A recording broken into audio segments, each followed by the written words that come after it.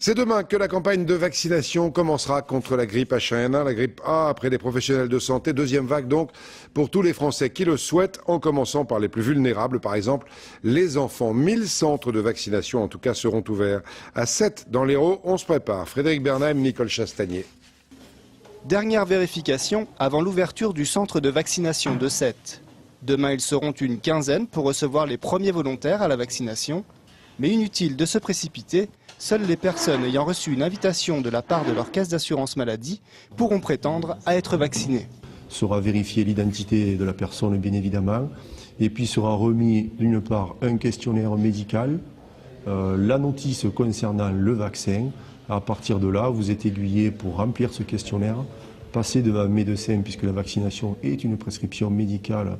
Ensuite, sont proposées la chaîne vaccinale avec par exemple ici 2 postes de vaccination.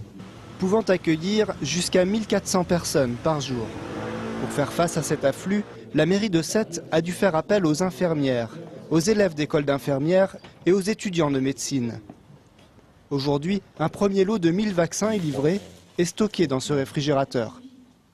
Ces produits sont stockés dans des centres tenus secrets entre guillemets, en grande quantité et sont amenés par camion chaque jour, livrés au niveau des centres de vaccination et donc ici. Donc on n'aura que quelques jours ou une semaine de quantité de vaccins disponibles. Pour une meilleure traçabilité, car après la vaccination, il vous sera remis un certificat indiquant le numéro du lot. Ces informations sont ensuite directement centralisées par les services de la DAS.